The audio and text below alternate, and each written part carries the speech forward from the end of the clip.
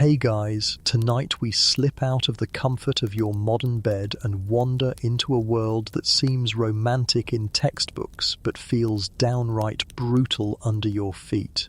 Imagine the hard stone beneath your sandals, the sharp scent of olive oil mixed with smoke from tiny clay lamps, and voices bouncing off whitewashed walls that rise above narrow, twisting streets. You're not watching a movie about ancient civilizations. You're in one, and, spoiler alert, you probably won't survive this.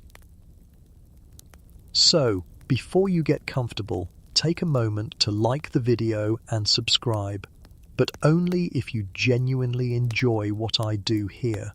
And if you're listening right now, I'd love to know where you're tuning in from and what time it is. Drop it in the comments. I promise I read them all.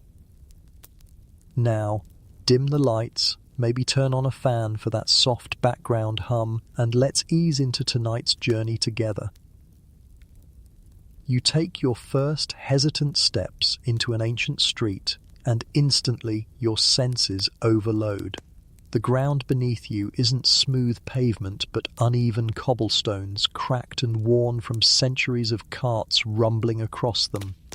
Your sandal strap cuts into your foot, and you realize socks aren't a thing here. Just you, leather, and blisters forming faster than you'd like. Vendors bark in languages that feel familiar but just out of reach, shouting prices for figs, olives, and fish that still smell suspiciously alive. The air is a cocktail of sweat, roasted goat, and smoke from dung-fueled fires. Honestly, it's less romantic old city and more festival that never installed a porta potty. Historians still argue whether these marketplaces were more about trade or about showing off status. Either way, the people around you don't seem rushed. They haggle over cloth, laugh loudly, and chew on bread that looks like it could chip a tooth. You glance at a stall selling garlands of garlic meant to ward off eyes. Illness. One woman swears it works better than any healer, while her neighbour mutters about wearing amulets carved with strange symbols. Quirky tidbit. Some households even nailed tiny protective figurines above their doors, a kind of ancient home security system. You can't decide if it's charming or just a sign everyone is constantly terrified of curses. As you push forward, you're almost flattened by a donkey dragging a cart piled with clay jars. The driver yells something at you that's probably not a compliment. Welcome to traffic. 2,000 years before car horns, but somehow just as stressful. Dust swirls into your mouth and you cough. The irony hits you. In your time, you'd complain about exhaust fumes. Here, you'd happily trade for a whiff of gasoline over manure and sweat. On the corner, a group of children laugh and chase a wooden hoop with sticks. For a second, you smile. Then you notice another kid gnawing on what looks like a roasted mouse.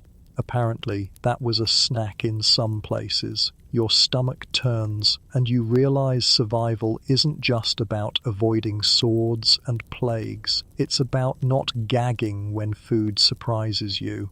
You duck into the shadow of a temple, its marble columns looming like giants. Worshippers toss handfuls of grain into a brazier and smoke curls upward. You can feel the heat against your face. The priest drones words you don't understand, and you fidget, wondering if you're supposed to participate.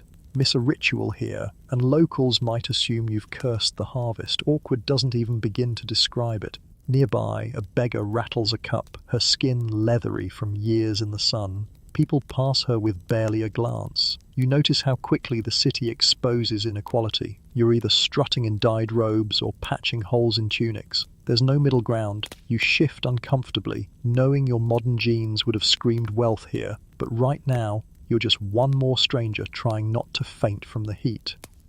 The sun climbs higher, and the stones radiate warmth that sticks to your skin. Sweat drips down your back. You think longingly of air conditioning. ice cubes clinking in a glass, and even that one co-worker who keeps the office thermostat at Arctic settings. Here, the only relief is shade, and the scraps of it are already crowded with elders fanning themselves with woven palm leaves. You stumble toward a fountain carved with lions that spurt water. Relief, except you hesitate. The locals fill their jars, but you remember horror stories of wells tainted with runoff. The water looks clear, but so does every glass before a questionable food poisoning. You sip cautiously, already imagining the worst. Joke's on you. Ancient stomach bugs don't care if you've got probiotics at home. And then there's the noise. You thought ancient times were quiet, but no. Drums thump, street poets chant verses, and somewhere a flute screeches out of tune. You wince. Even Spotify Shuffle hasn't tortured you this badly. Yet, oddly, the chaos feels alive. Everyone knows where to be, what role to play, and how to carve out their daily bread in a world where comfort is rare. You're just the one awkward tourist fumbling like you've lost the guidebook. By evening, your feet throb, your stomach churns, and you're more exhausted than after a 12-hour shift. But as lamps flicker along the streets, casting soft golden light, you pause. For all the grime and noise, there's a strange beauty here. The rhythm of life, the closeness of people, the way history doesn't feel like a story. It breathes around you. Still, as you collapse against a rough stone wall, you mutter, "I wouldn't last a day," and the city, uncaring, moves on without you. The sun has barely risen, yet the city already hums like an anthill. You shuffle forward, still rubbing the grit from your eyes, and the heat is already pressing on you like a wool blanket. No gentle morning breeze here, just the promise of another day under an unrelenting sky. You squint at the horizon and wonder how people manage centuries without sunscreen. And then you remember, some used crocodile dung smeared on their skin. Suddenly, SPF 50 feels like divine intervention. Historians still argue whether such bizarre mixtures had any medicinal benefit, or if it was just ancient people convincing themselves misery kept them safe. Either way, you're not smearing reptile poop on your arms, thank you very much. Your stomach rumbles, but finding food is a gamble. You drift toward the agora, where vendors slice hunks of bread and ladle out porridge that smells vaguely like goat. The bread is rock hard. You could probably use it to build a small wall. A vendor thrusts a chunk into your hand. You take a bite, and the crust nearly cracks your tooth. You chew anyway because you're starving and realize there's no soft butter or sweet jam to save you. Just dry flour and the hope your jaw doesn't give out. Nearby, another stall offers salted fish, so pungent you can smell it halfway down the street. A man boasts it's preserved in a sauce of fermented fish guts called garum, a condiment Romans adored. You gag quietly because honestly ketchup was invented for a reason. Quirky fact, people were so addicted to garum that some scholars call it the ketchup of the ancient world, even though it smelled more like a forgotten lunchbox left in the sun. You eye a pile of figs, and for once, nature doesn't betray you. Sweet, soft, sticky juice drips down your chin. It's the first truly pleasant taste you've had since stumbling into this world, and you savor it like a guilty secret. A dog stares at you hungrily, ribs showing. You toss him the crust of bread and he devours it with a speed that makes you wonder if his digestive system is forged from iron. The problem isn't just the food, it's the dust. Every step kicks up a haze that sticks to your skin, mingling with sweat. Your throat scratches. You crave a glass of iced tea or at least something cold. But the closest thing is lukewarm wine mixed with water. That's the breakfast drink here. Part hydration, part don't trust the water. You sip it, grimacing at the sour bite. Congratulations, you're tipsy before noon. As you stumble along, you notice the division between people. The wealthy lounge in shaded courtyards, dining on honeyed cakes and roasted meats. You, You're fighting for shade beside a fruit cart while flies swarm lazily overhead. It's unfair, but so is history. The poor make do with scraps, barley gruel, or whatever they can fish from dirty canals. Historians still argue whether common diets were nutritious or just survival fuel. Either way, your stomach growls like it's filing a complaint. You wander past a butcher and your appetite evaporates. Freshly slaughtered goats hang from hooks, their eyes staring blankly as blood drips onto the street. Flies gather in a buzzing cloud, and the butcher swats lazily. No refrigeration means meat turns quickly, so sauces like garum weren't just flavour, they masked decay. You shudder, realising dinner could double as a dare. The midday sun beats down and there's no escape. You tug at your tunic, already soaked with sweat. The stone walls radiate heat, turning the narrow streets into an oven. Even standing in shade feels like hiding under a hairdryer. You dream of air conditioning, ceiling fans, even that one broken office fan that rattled but still pushed a hint of coolness. Here, relief comes only from splashing your face at a fountain and hoping the water won't kill you later. You press on, dizzy. The agora is crowded, voices bouncing in every direction. Someone juggles clay pots for coins. A woman sings about a lost love, her voice beautiful but cracked with exhaustion. Children dart between legs, clutching bread crusts. And there you are, sticky with sweat and fig juice, stumbling like the least prepared time traveller in history. You mutter, "I need a nap," but the noise refuses to let you drift. Joke number 1. You realise naps haven't been invented yet. They'll have to wait for Spain's siesta centuries later. As you sit on a low step, chewing another fig, a man beside you brags about eating locusts fried in oil. You blink, unsure if he's joking, but no, he pops one into his mouth with a crunch. "Protein," he says cheerfully. You look down at your fig and whisper, "Don't betray me too." The crowd shifts suddenly as soldiers march through, spears glinting. People step aside respectfully, some ducking their heads. You scramble back, nearly tripping over a goat tethered to a post. The animal bleats loudly, unimpressed by your clumsy attempt at dignity. Joke number 2. You realise goats don't care about your survival. If anything, they'd probably bet against you. By evening, when the sun finally softens, your body is drained. Hunger gnaws again, but you're wary of anything that might fight back in your stomach. You settle on barley gruel, thick, bland, but filling. It slides down your throat like warm paste. Not gourmet, but it beats starving. The stars prick the sky and the city grows quieter.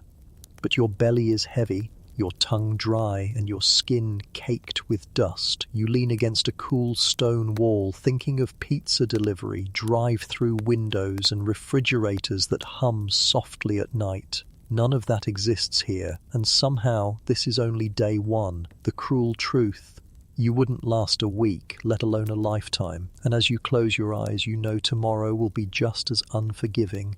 You wake with a scratchy throat and lips that feel like parchment. The heat has already crawled into every crevice of the city, and your body screams for one thing: water, simple, clean, ice-cold water, the kind you take for granted at home. Here, though, every sip could be a gamble between refreshment and food poisoning. You glance toward the nearest fountain, carved with lions that spit trickles into a worn stone basin. People crowd around, dunking jars, cupping hands, splashing their faces. It looks inviting, but you hesitate. Historians still argue whether public fountains were safe for daily drinking or just a polite way of saying, "Here's some water. May the gods decide what happens next." You kneel, scoop a palmful, and swallow. At first it's fine, warm, slightly metallic, but tolerable. Then your stomach clenches with suspicion. You can practically hear your immune system groaning. Why would you do this to us? Joke number 1. Somewhere a modern Brita filter weeps silently, wishing it could save you. As you stagger away, you notice a man filling a giant clay jug. He offers you a sip from his cup, and you thank him, only to discover the liquid tastes like watered-down vinegar. Congratulations, you've just had the local breakfast drink, wine cut with water, designed to mask whatever lurks in the pipes. It's slightly sour, slightly bitter, and slightly unsettling that children drink it too. You hand the cup back with a weak smile, trying not to offend. Down the street, women carry buckets balanced on their heads, moving with perfect poise. You try it once, nearly twist your neck and decide you'll stick to modern hydration hacks. Quirky tidbit. In some ancient towns, slaves were sent to fetch water, sometimes walking miles. If you were rich, you'd never touch a bucket. You're poor, sweaty, and convinced every droplet is plotting against you. Your thirst grows crueler with each step. You dream of lemonade stands, sports drinks, and those obnoxious reusable bottles influencers show off. Here, water is fetched from wells dug deep into the earth. You approach one, hoping it'll taste fresher. A boy lowers a rope, pulls up a sloshing bucket, and pours some into a wooden cup. You drink cautiously. The taste is earthy, with a suspicious tang, like licking a clay pot. You sigh, better than nothing, but you're still bracing for consequences. A passerby notices your grimace and laughs. He explains that boiled water isn't common. Fires are for cooking and sacrifices, not sterilizing. You're reminded that ancient medicine didn't yet understand germs. They believed illness came from bad air or angry gods. Historians still debate how much people knew about contamination, but your stomach doesn't care about debates. It just churns threateningly. You wander into the baths, thinking maybe fresh water waits there. Instead, you find pools of lukewarm, cloudy liquid where dozens of people soak at once. It smells like sweat, oil, and faintly like garlic. Men scrub each other with strigils, scraping grime from their bodies into the water. You stand frozen, wondering if anyone else sees the hygiene flaw here. Joke number 2, it's basically a giant human soup, and you're the only one who doesn't want seconds. Still, you splash your face, the lukewarm water trickling down your cheeks. Relief flickers across your skin, even if your brain whispers, "This is a mistake." You step out quickly, wiping your arms on your tunic, now damp and clinging. The others laugh, calling you delicate. You think back to your long showers at home, 10 minutes of bliss, hot water cascading down, maybe even music playing from your phone. Here, 2 splashes and a scrape count as clean. Later, you pass a vendor selling clay mugs of barley water flavored with herbs. You sip it and it tastes faintly of grass and sour bread. Not great, not awful.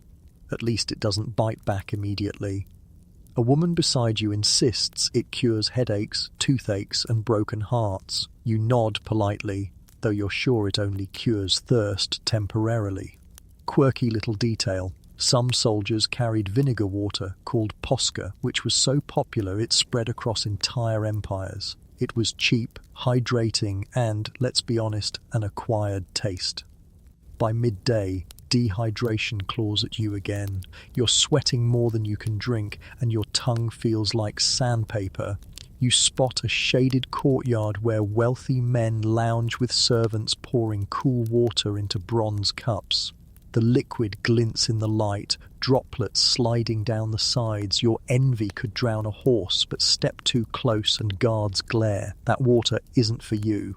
The cruel joke is that fountains are everywhere, yet safety is nowhere. You sip here, you sip there, always wondering, will this be the cup that knocks me out of history? Historians still argue how widespread dysentery really was. But let's face it, your odds don't look good. You rub your stomach nervously, promising yourself you'll never complain about tap water again. Evening comes, and you trudge toward the edge of the city, where a stream trickles lazily. Children splash happily, their laughter carrying across the air. You kneel and cup the water, cool at last. It tastes cleaner, fresher. Relief floods you. For a moment, you forget the danger and gulp greedily. Then you remember animals probably bathe here too, and your relief curdles. Joke number 3. Congratulations, you've just shared a drink with a cow. As night falls, you lie awake, listening to your stomach gurgle ominously. The stars glitter above, and the air cools, but sleep won't come. You're thirsty, you're anxious, and you're half convinced tomorrow will greet you with a fever. Civilization survives on water, but for you, every sip feels like spinning the roulette wheel of history. And you know deep down, one wrong cup could end your ancient adventure for good. The sun blazes again as you stumble through the alleys, tugging at your tunic and realizing that, aside from water, your other enemy is the very fabric on your skin. Clothing here isn't made with comfort in mind. It's made with whatever sheep, flax, or luck provides. You glance down at yourself and groan. Wool, thick, itchy, stubborn wool, draped over your shoulders like someone decided burlap was fashionable. Historians still argue whether ancient people simply got used to the constant scratch or if they layered soft linen beneath. Either way, your skin already feels like it's being attacked by 1,000 invisible ants. You tug the hem up, hoping for a breeze, but all you get is a whiff of your own sweat. Deodorant hasn't been invented yet, and perfume is a luxury reserved for the wealthy. Quirky tidbit: some people tried to mask odor by rubbing themselves with oils infused with herbs, then scraping it off with a curved metal tool called a strigil. You consider asking where you can buy one, but then imagine scraping yourself like a carrot and shudder. As you walk, you notice how impractical these outfits really are. Togas, chitons, tunics, they all look dramatic in statues, but feel more like poorly designed bedsheets. You're constantly adjusting, rewrapping, or praying a sudden gust doesn't expose more of you than you'd like. Joke number 1. You're basically living inside the world's most inconvenient toga party, and no one's bringing chips. You pass a group of women weaving linen on a loom. Their fingers fly quickly, threads pulling taut, patterns emerging with precision. The cloth looks softer, almost silky compared to your current torture. One of them glances up, gives you a pitying smile, and mutters something about foreigners not knowing how to dress. You consider asking for a trade, but your pockets are as empty as your stomach. Further along the market P, lace stalls burst with dyed fabrics. Purple stands out, rich, deep, almost glowing. You hear whispers. Only the wealthiest wear purple because the dye is made from thousands of tiny sea snails crushed into paste. Historians still argue how sustainable that was, but one thing's clear: it cost more than you'll ever see in this life. You run your hand across a bolt of coarse brown cloth instead. It's stiff, scratchy, and affordable. That's your level. By midday, sweat pours down your back, soaking the fabric until it clings like wet sandpaper. You mutter under your breath about the glory of cotton t-shirts and elastic waistbands. Modern fashion suddenly feels like a blessing from the gods. Here, clothing is heavy, cumbersome, and unforgiving. Every step rubs your skin raw, and you can already imagine the rashes brewing in the folds. You stumble into the shade of a colonnade where men are debating politics, draped in long white togas that trail across the ground. They look noble, statuesque, and sweaty.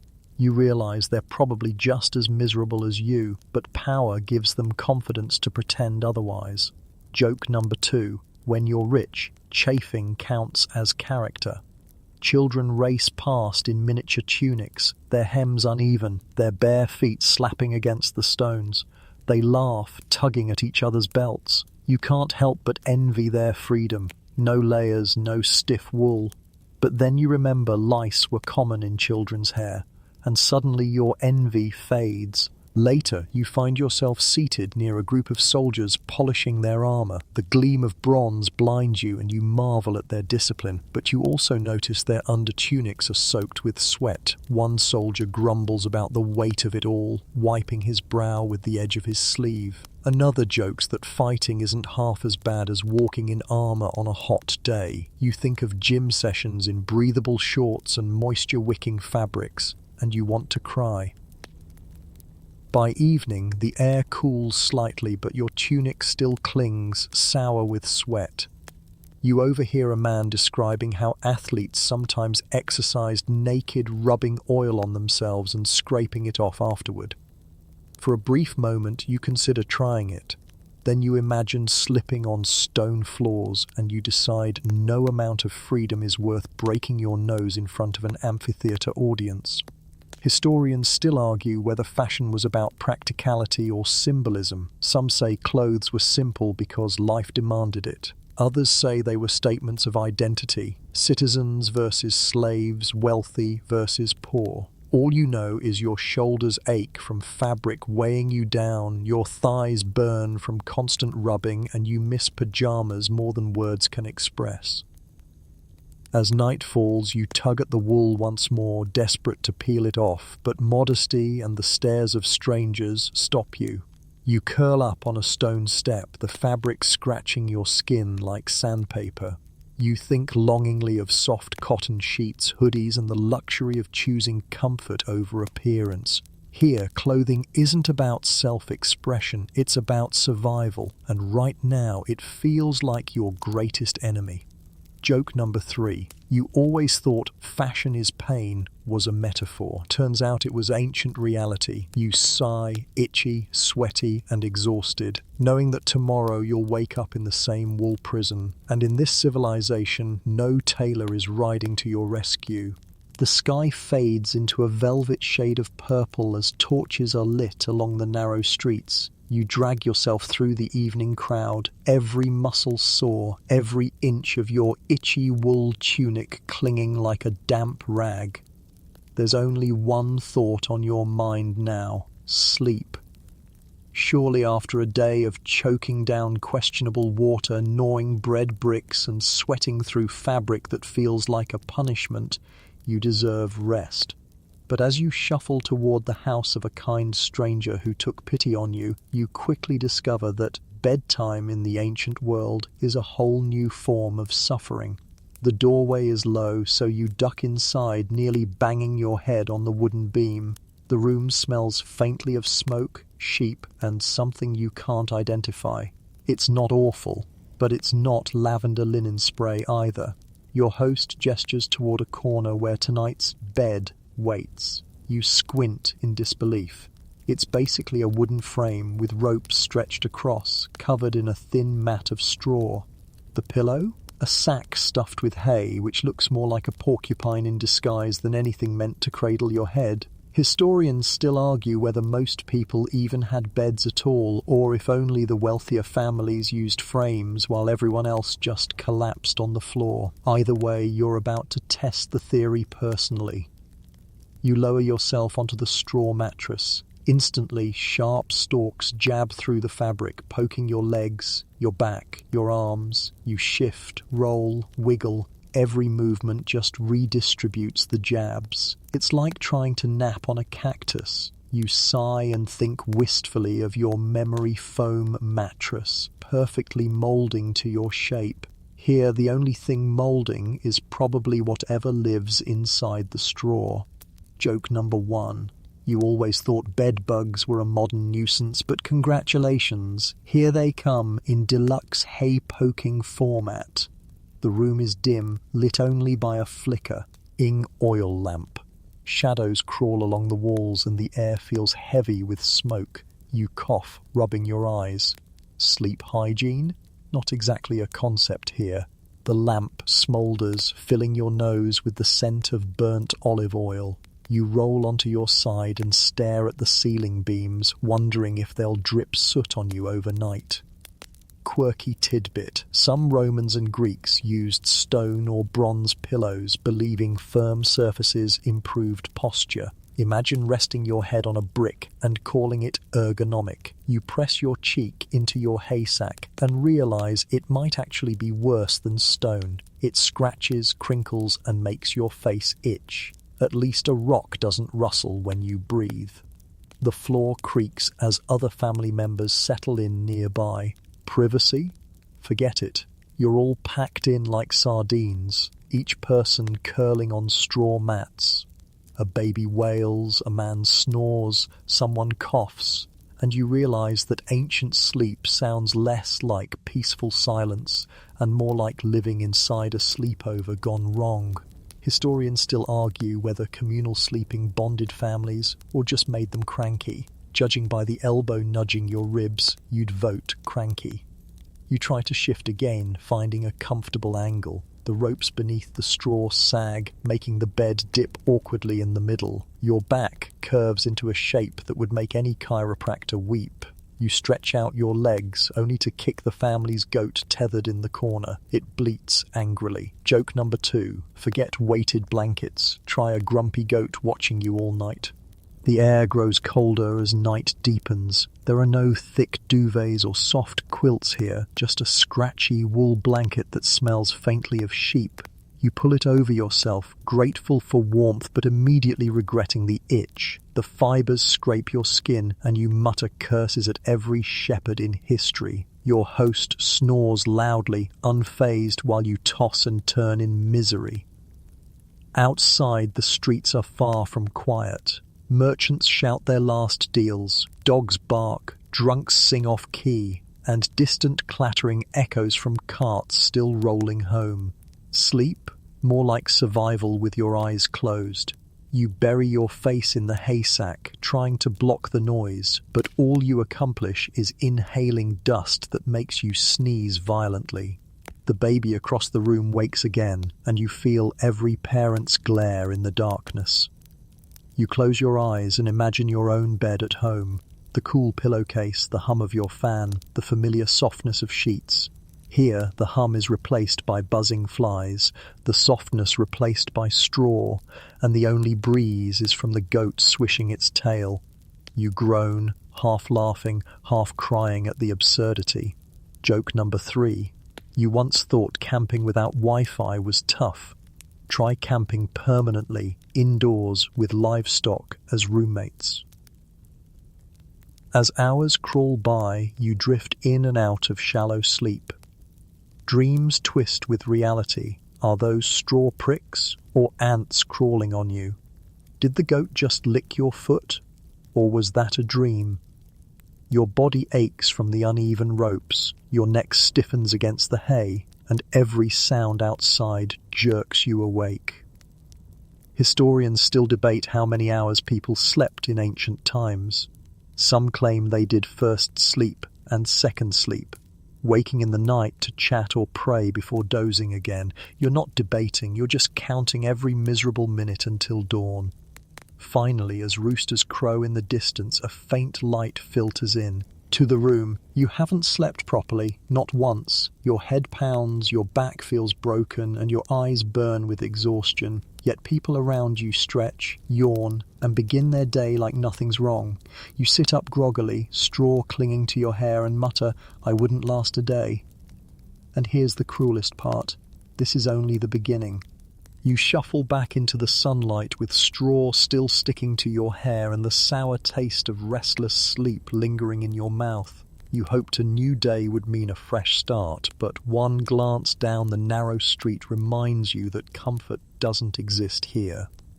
The stones glisten faintly from last night's waste. Not rain, no, the street has been baptized by chamber pots emptied from upstairs windows. You take one cautious step forward and hear a wet squelch beneath your sandal. You freeze, close your eyes, and whisper, "Please let that be wine." It's not. This is daily reality in the ancient city. Families without plumbing simply toss their nighttime collections into the alley. Sometimes they shout warnings, sometimes they don't. Quirky tidbit. The Romans even had a phrase, "guard low," shouted before dumping, which loosely translates to "watch out for water." You decide they might as well have said duck or else, because the splashes come without mercy. Historians still argue whether city officials tried to regulate waste disposal or just gave up in the face of overwhelming smell. Judging by the pungent air, you're guessing the latter. You hold your breath and sidestep piles of refuse, but it's a losing battle. Dogs scavenge scraps of rotten food, pigs root through debris, and rats skitter freely, tails twitching. You shudder, thinking of every disease you ever heard about in school. Joke number 1. You thought the worst street hazard back home was stepping in chewing gum. Here, gum would be an absolute luxury. As you edge past a corner, a man tips a bucket out his window without warning. A foul splash lands inches from your feet. The crowd barely notices, stepping around casually, chatting as if nothing happened. You gag, clutching your tunic over your nose. For locals, this is background noise. For you, it's a nightmare in smell-o-vision. The stench, see, lings seeping into your clothes, your hair, your very pores. You glance enviously at wealthier homes with private latrines connected to underground drains. Those families at least have a chance of dignity. You're living the peasant's life, dodging buckets like a contestant in a disgusting game show. You stumble toward a public latrine, curious if it's any better. Rows of stone benches stretch out, each with holes carved in them, all side by side with no dividers. Men sit shoulder to shoulder, chatting about politics while doing their business. You stand frozen, mortified. Privacy isn't a concept here. Quirky detail, sponges on sticks kept in vinegar are the communal toilet paper. You laugh nervously, then cry a little inside. Joke number 2. Suddenly you'll never complain about cheap 2-ply again. The latrine smells like a mixture of smoke, rot, and something worse, yet it's considered advanced sanitation for its time. Water trickles beneath the benches, carrying waste away, though not nearly fast enough. You step outside quickly, gulping fresh-ish air, and vowing to hold it as long as possible. As the day heats up, the streets grow busier. Vendors shout, animals bleat, and waste piles rise higher. You cover your mouth with your sleeve, but it doesn't help. The stink is overwhelming. You pass a leatherworker's shop where hides are soaking in vats of urine, the cheapest chemical available for tanning. Workers stir it with bare feet, chatting casually as though standing in pee is no big deal. You nearly gag. Historians still argue whether those workers were considered lower class or simply essential. Either way, your respect for leather sandals plummets dramatically. A child runs past, barefoot, splashing through muck, laughing. You can't decide if you're horrified or impressed by the sheer resilience. You remember your parents yelling if you walked out sick. D without shoes. Here parents shrug. Life toughens you or spits you out. Turn a corner and find the fish market. The smell hits you like a punch. Fish guts, blood and scales litter the ground, mixing with the ever-present waste. Clouds of flies rise in a buzzing frenzy. Merchants slice open bellies with practiced speed, tossing scraps to the side. Cats prowl hungrily, eyes glowing. You back away quickly, promising yourself you'll never complain about the smell of your office fridge again. By midday, the heat bakes everything into one collective stench. The air is thick, heavy, suffocating. You wonder how anyone survives this day after day. Yet life bustles on. People buy bread, gossip and laugh, seemingly unfazed. Perhaps, over time, the nose surrenders. But you, the newcomer, are drowning in odours so strong they feel physical. You pause near a fountain where women scrub clothes. They pound fabric against stones, soap made from animal fat foaming faintly. The water runs cloudy, carrying filth into the street. A child slips nearby, splashing into the runoff. His mother pulls him out, scolding, but no one else bats an eye. For them, this is normal. For you, it's a vivid reminder that cleanliness here is relative. Historians still argue whether ancient cities were filthy slums or reasonably hygienic by standards of the time. Walking these streets, you lean toward the slum side. Your sandals squish unpleasantly, your stomach flips, and you're constantly on guard for falling waste from above. You mutter, "I wouldn't last a day," and step aside as another chamber pot empties nearby. Joke number 3. You once thought dodging pigeons in the park was tricky. Try dodging human waste with style points. As the sun sets, the smells don't fade. They thicken in the cooling air. Smoke from hearth fires mixes with the stench of waste, coating the city in a blanket of odour. You curl against a wall, nose pressed to your sleeve, wondering how an yone sleeps through this. The answer? They've known no different. You, however, would trade every historical monument here for a single can of air freshener.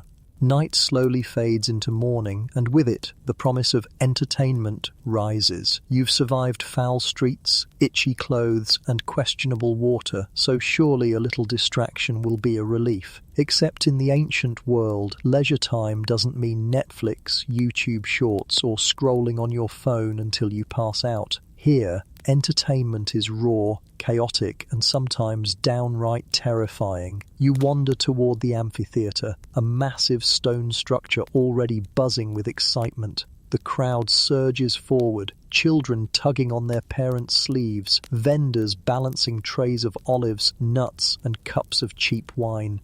You can feel the energy in the air. It's equal parts festival and battlefield. You squeeze inside, settling onto a hard stone bench with no cushion in sight. Within minutes, your tailbone is already protesting. Historians still argue whether audiences brought their own cushions or just endured the pain. Judging by your discomfort, you'd say endured is the polite word for it. The spectacle begins with musicians blaring horns that sound more like geese in distress than instruments. The crowd cheers anyway. Then come the gladiators. 2 men stride into the arena, clad in armor, weapons gleaming. The sun beats down, glinting off their helmets. They clash, swords striking shields with bone-rattling force. The audience roars, stomps, claps. Every strike is met with frenzy. You wince as blades scrape, imagining the bruises, the cuts, the sheer exhaustion. Joke number 1. You once thought watching professional wrestling was dramatic. This is wrestling without the script, and with way fewer safety regulations. The fight ends not with applause, but with judgment. One gladiator kneels, bleeding, awaiting the crowd's verdict. Thumbs up, he lives. Thumbs down, he doesn't. The crowd screams in unison, and you realize entertainment here isn't about who wins, it's about who dies dramatically. You shiver, clutching your tunic tighter, suddenly longing for sitcom laugh tracks. Later, you're swept into a theatre. The marble stage is adorned with masks, smiling, frowning, exaggerated beyond belief. Actors declaim loudly, their voices echoing through the open-air structure. The play is tragic, full of gods, fate, and speeches that last longer than modern movies. You try to follow, but the language is dense, the delivery booming, and you find yourself nodding off despite the noise. Quirky tidbit. Some scholars believe audiences were rowdy, heckling actors and throwing food if they grew bored. You glance at the crowd and notice someone tossing a fig peel toward the stage. Looks like bad reviews were literally thrown, not typed. The comedy portion wakes you up. Actors in padded costumes wearing giant masks prance around making crude jokes. The audience howls. You chuckle nervously, even though half the humor flies over your head. Joke number 2. You thought stand-up comedians dealt with tough crowds, but here the audience has figs ready to fling if you bomb. After the play, you're swept into yet another form of fun, the festival. Drums pound, flutes squeal, and people whirl in dizzying dances. Wine flows freely, spilling across the streets as revelers shout prayers to Dionysus. The smell of roasting meat mingles with smoke and sweat. For a moment you join in, clapping to the rhythm, swaying with strangers. Then someone stumbles into you, sloshing wine all over your tunic, and you realize festival fun here is just an ancient frat party with louder instruments. As you stagger out, your ears ringing, you spot children playing games with knuckle bones like dice but carved from sheep bones. They toss them onto the ground, cheering at outcomes you don't understand. You smile faintly. Even in this chaos, playfulness endures. Still, you can't help but think of board games back home, quiet nights, and laughter without fear of getting trampled. Historians still argue whether entertainment was a relief from harsh lives or simply a way to control the masses, bread and circuses keeping everyone distracted. Sitting on the stone bench, your body sore, your mind reeling, you lean toward distraction. The noise drowns out hunger, pain, and fear. For a while, you forget your blisters, your thirst, your straw bed. But when the cheers die down and the blood dries in the sand, reality creeps back in. Evening descends, and torches flicker as people recount the day's spectacles. You overhear a group laughing about a gladiator's dramatic fall while another praises the poet's speech. Their eyes sparkle with the thrill of it all. You're exhausted, your head pounding from the noise, your stomach uneasy from too much cheap wine, and your heart heavy with what you've witnessed. You mutter to yourself, "Fun here is brutal." And as the crowd disperses into the night, you realize once again you wouldn't last a day. Joke number 3. Next time someone complains that modern movies are too long, you'll remember ancient plays that lasted all day without popcorn. The streets grow quiet, but the echoes of cheers, jeers, and drums linger in your ears. You curl into your corner, wishing for headphones, white noise, anything but the memory of a crowd screaming for blood. The sun isn't even high yet, and you're already put to work. Yesterday's entertainments felt exhausting, but today's reality is worse. No bread, no circus, just labor. In the ancient world, there's no concept of weekends, no vacation days, no mental health breaks. Work is constant, backbreaking, and as unavoidable as the heat. You stumble toward the fields outside the city. Farmers are already bent low, hacking at the soil with wooden plows pulled by oxen. The air is thick with dust and sweat, and the rhythm of grunts and creaking harnesses fills the space. You're handed a tool, a hoe made of wood with a dull iron tip, and told to dig. Within minutes, blisters bloom across your palms. The handle rubs raw, your arms burn, and sweat drips into your eyes. Historians still argue whether farming was communal duty or private enterprise, but one thing's clear: it was misery for the body. The sun climbs higher, turning the fields into an oven. You glance at the farmers beside you, lean, hardened, their skin leathered from years of this grind. They work steadily, rhythmically, as if their bodies have no choice but to keep moving. You, meanwhile, huff and stumble like a modern gym-goer who accidentally signed up for the extreme endurance class. Joke number 1. You once complained about waiting in line at the grocery store. Now you realize farming every grain in that store was someone's lifelong queue. By midday, you're drenched, covered in dirt, and convinced your back has snapped in 3 different places. Someone hands you a hunk of bread and a sip of sour wine for lunch. You sink to the ground, gnawing on the crust like a starving animal. It fills you just enough to stand again, and then the work continues. If farming feels brutal, city work is no kinder.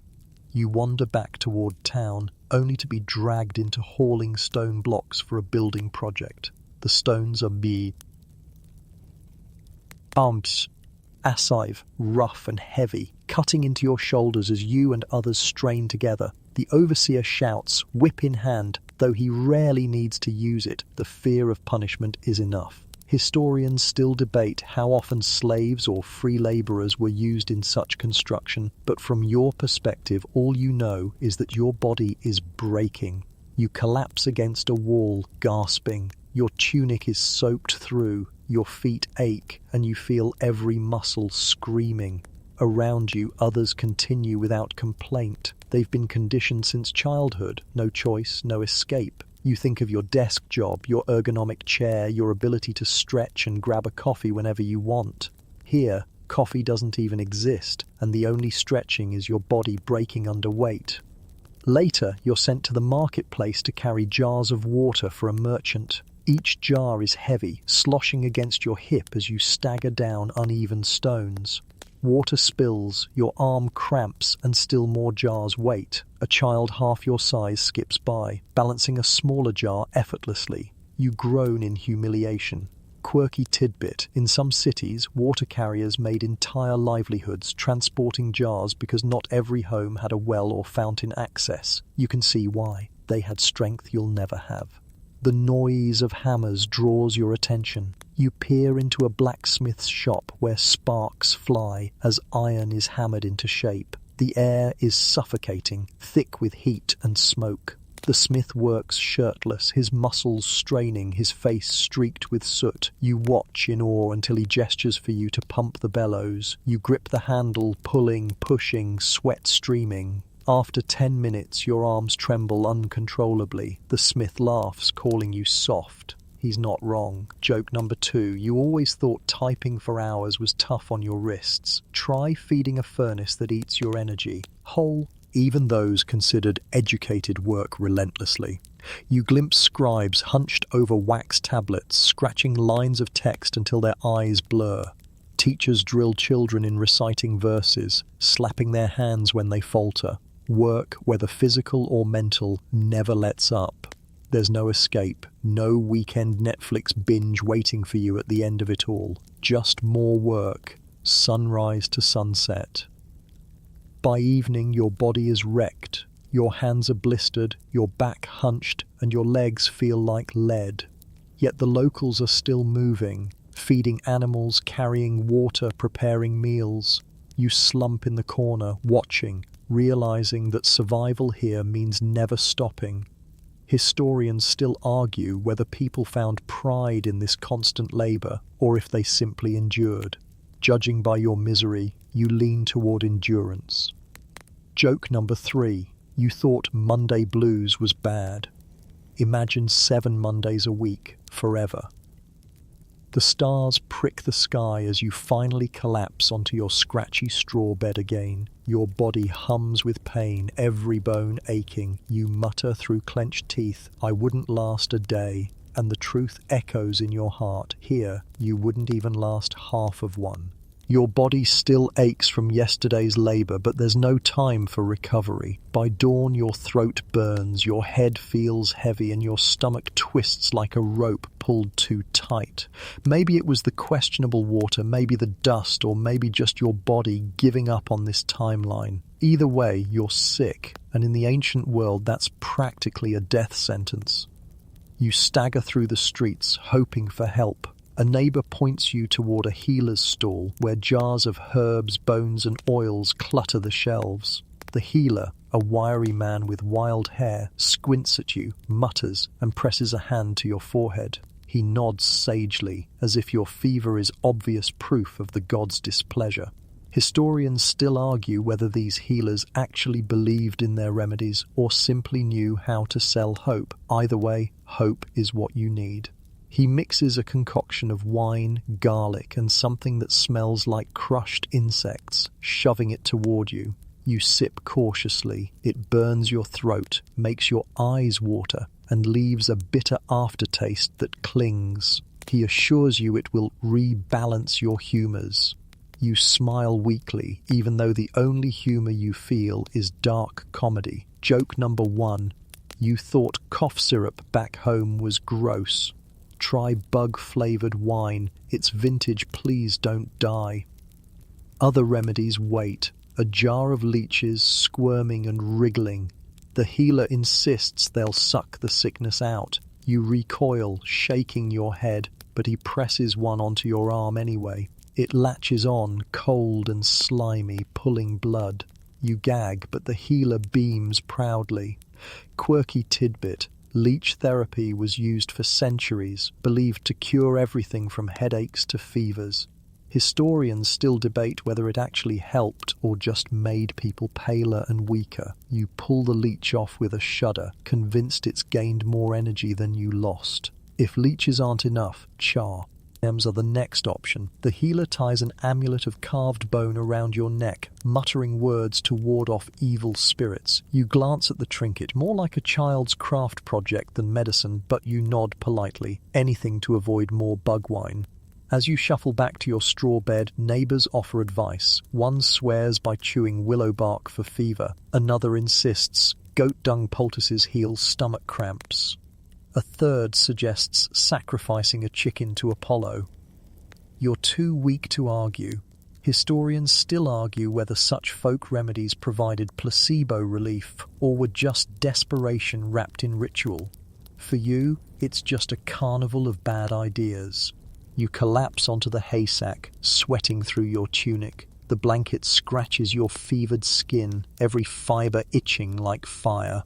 Outside, the city buzzes as usual, vendors shouting, children laughing, animals braying. You lie trapped, body heavy, eyes burning while life goes on without you. It's the cruelest part of sickness here. No sick leave, no doctor's note, no excuse. You're either better tomorrow or you're forgotten. Hours pass in waves of heat and chills. You doze, wake, doze again, half dreaming of hospitals with white sheets, IV drips and beeping machines. You almost laugh at how luxurious those sterile rooms now seem. Joke number 2. You once complained about waiting an hour in an ER. Here, waiting an hour could mean never making it to treatment at all. A neighbour checks in, placing a damp cloth on your forehead. It smells faintly of vinegar, the closest thing to disinfectant they know. You're grateful, even though it stings your skin. She whispers that the gods decide who lives and dies, and all anyone can do is offer prayer. You stare at the ceiling beams, realizing that faith here carries the weight of medicine. Quirky detail. Some wealthier families kept entire cupboards of remedies. Opium for pain, honey for wounds, herbs for digestion. Honey at least seems reasonable, with its natural antibacterial qualities. You lick a spoonful and feel a brief comfort before the bitterness of garlic wine returns. By evening, your fever hasn't broken. Sweat soaks the straw beneath you, the smell pungent. Flies buzz around, drawn to the damp. You swat weakly, failing. Your stomach churns, threatening revolt, and you groan aloud. You whisper, "I wouldn't last a day," and the city answers with laughter, shouting, and the clatter of life moving on. Historians still argue whether ancient medicine prolonged lives or simply delayed the inevitable. For you, ever. By hour feels borrowed. Your body is weak, your spirit frays, and the only comfort is the thought that somewhere, centuries ahead, a simple pill could fix this in minutes. But here, in this world, you're stuck with leeches, garlic, and prayers. Joke number 3. You always thought the phrase "sick of it all" was just an exaggeration. Tonight, it's your entire reality. As the stars appear, you curl tighter beneath the scratchy blanket, body shivering despite the lingering heat. You close your eyes, praying to every god you've ever heard of, ancient or modern. Maybe one of them will take pity. The fever eases by morning, though your head still throbs and your stomach growls like a chained beast. Somehow you've survived the healer's potions, leeches, and that cursed garlic wine. But you soon learn that in the ancient world, it's not enough to simply recover. You're expected to show gratitude to the gods who saved you, and that means rituals, lots of them. You're led toward a towering temple, its marble columns rising like pale giants against the morning sky. The air smells of incense and burnt offerings, thick and sweet, clinging to your clothes. Worshippers shuffle forward, carrying baskets of fruit, jars of honey, or squawking chickens clutched by their wings.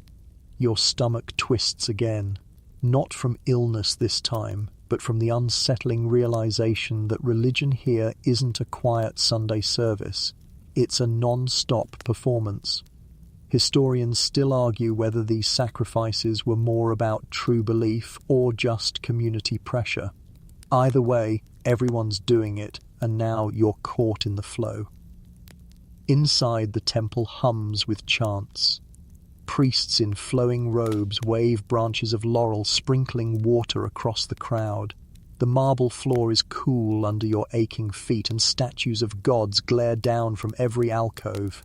Athena with her owl, Apollo with his lyre, Zeus with a thunderbolt ready to fry anyone who misbehaves. You bow awkwardly, unsure of the proper gestures. A priest catches your hesitation and raises an eyebrow. You quickly mimic the others, mumbling words you don't understand, hoping nobody notices your terrible accent. Joke number 1. You once felt awkward clapping offbeat at a concert. Here, clapping wrong could get you cursed. The sacrifices begin. A lamb is brought forward, its bleating echoing against the stone walls. The priest slits its throat, and warm blood pours into a bronze bowl. The crowd cheers, calling for blessings of health, rain, and victory. You fight the urge to gag. Quirky tidbit. Some cultures burned the fatty parts of animals because they believed the smoke carried nourishment to the gods. The people then ate the rest as a communal feast. You glance at the sizzling meat and wonder if this counts as divine barbecue. As the smoke rises, worshippers toss handfuls of barley into the fire, the grains popping as they burn. A woman beside you whispers that the gods notice every detail. Spill a drop of wine, mispronounce a prayer, and disaster could follow. Your palms sweat, not from heat, but from the crushing pressure of divine customer service. Historians still argue whether most people truly feared punishment or if rituals were just ingrained habits. You, however, are terrified of sneezing at the wrong moment and summoning a lightning bolt. After the sacrifice, the priest approaches with a bowl of sacred wine. You're expected to sip, then pour the rest onto the ground as an offering. The wine is sour, biting, and your lips curl. But you dutifully pour, watching the liquid soak into the earth. Everyone nods approvingly, and you exhale in relief. At least you didn't offend anyone this time. The rituals continue throughout the day. Incense burned for Apollo, prayers sung to Demeter, tiny clay figurines offered at Athena's altar. Each god has a specialty, each god demands attention. Miss one, and you risk their wrath. Joke number 2, it feels like managing 20 different subscriptions, each with terrifying cancellation fees.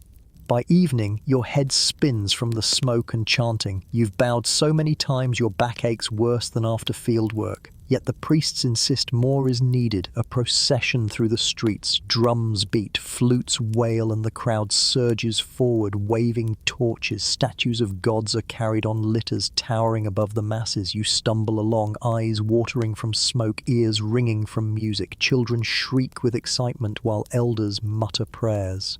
In the middle of the chaos, someone thrusts a torch into your hand. You nearly drop it, flames licking uncomfortably close. You march nervously, praying you don't accidentally set your itchy wool tunic on fire. The crowd chants in unison, voices rising into the night sky. You join in half-heartedly, hoping your mumbling blends in. Quirky detail, some festivals demanded even wilder displays. Men dancing in frenzies, women howling under the moon, wine flowing until dawn. You thank the gods this one is relatively tame. Still, by the time the statues are returned to the temple, your body is ready to collapse. Historians still debate whether devotion to the gods was fueled by fear, gratitude, or pure tradition. For you, it feels like a relentless schedule of divine errands. Every god must be pleased, every ritual precise, or else. Your modern brain, craving a day off, whispers, "Can't we just do one all-inclusive prayer package?" But here, that's not an option. Joke number 3. You once thought remembering birthdays was stressful. Imagine juggling dozens of gods, each waiting to smite you if you forget their special day. As the torches dim and the chants fade, you sink onto your scratchy straw bed, reeking of incense and smoke. Your eyes burn, your throat aches, and your mind spins with images of statues glaring down. You whisper to yourself, "I wouldn't last a day." And as you drift into uneasy sleep, you half expect a god to visit your dreams and scold you for yawning during prayers.